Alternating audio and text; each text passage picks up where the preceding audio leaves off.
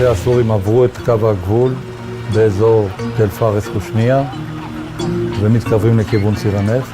ראינו שהסורים נמצאים למעשה בעורפנו. וזו הייתה תמונת המצב, שאנחנו ידענו שנכון לרגע זה אין כוחות ישראלים שיכולים לתגבר את רמת הגולן.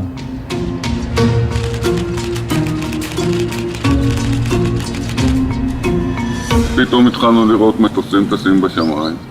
מה שכבר אז נתפס בעינינו בלתי סביר. ואז פה מישהו התחיל לפתוח רדיו ושמענו שנפתחה מלחמה, ואני מחליט לעלות לרמת הגולן.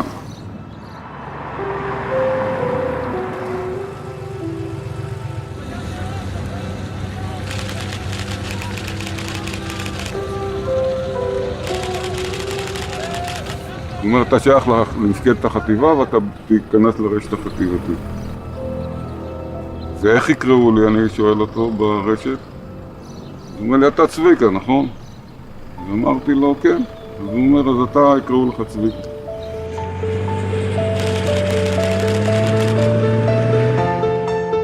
ממש בשלב הזה בערך, מזנק מכיווני טנק סורי. אני צועק אש, כולם צועקים אש, ופולטים פגז, והטנק הסורי נדלק מולנו ממש.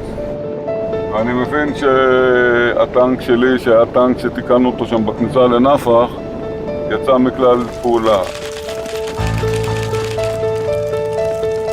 ממה שאני הכרתי, טנקים זה חיות, יצורים שנעים בעדרים. ואם הוא הגיע לפה, אז בטח מאחורי הגבעה יש עוד כמה חברים שלו.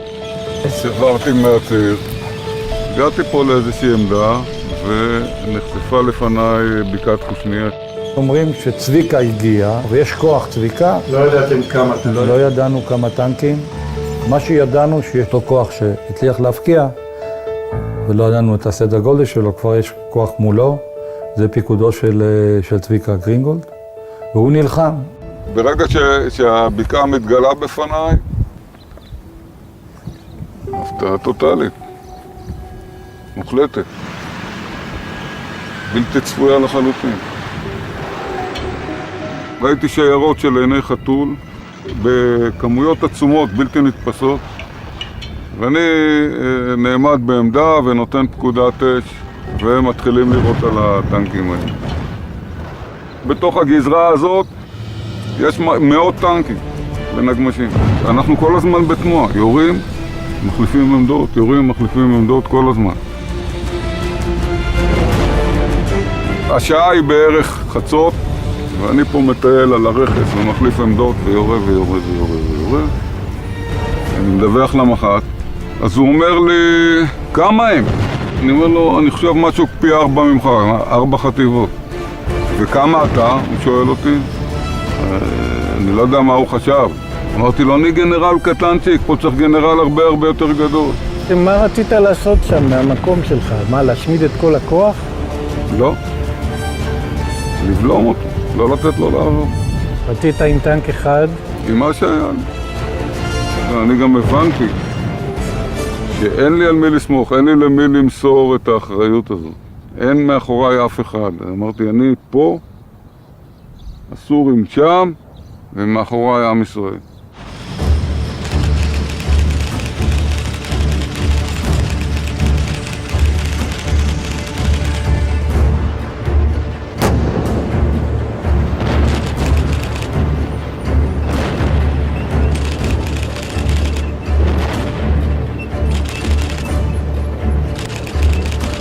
קורא למח"ט, ואני מספר לו בקצרה מה התחולל פה. אז הוא אומר לי, תשמע, אנחנו נעשה כל דבר אפשרי כדי לשלוח לך תגבורת, אבל אתה נמצא במקום הכי חשוב, ואתה לא נותן לאף אחד לעבור אותך. אתה רואה את הבית הזה? על הגבעה שם אני מחליט לעמוד. אני מגיע לשם, נעצר, מכוון את התותח על הכביש, מודיע לצוות שאנחנו מתאבדים על המשימה שלנו, ואני מחכה שהצבא הסורי יבוא להילחם איתנו.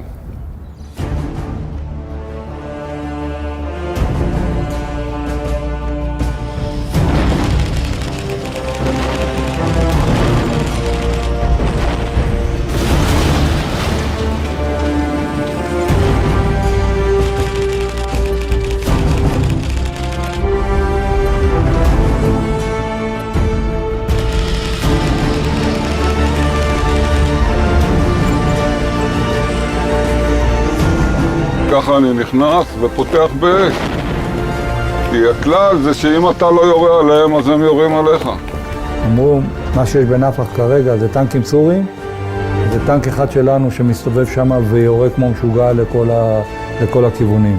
זמן קצר אחרי שהגעתי, הצטרף אליי טנק נוסף, וככה שנינו יורים על הטנקים שנמצאים על הגדרות. פגענו בכל אחד מאיתנו, באחד, שניים, שלושה טנקים סוריים, ושם מעבר לגדר ראיתי את הצריחים של הטנקים של המילואימניקים שגם הם הצטרפו ללחימה הזאת, ופתאום נהיה שקט והסורים מתחילים לברוח.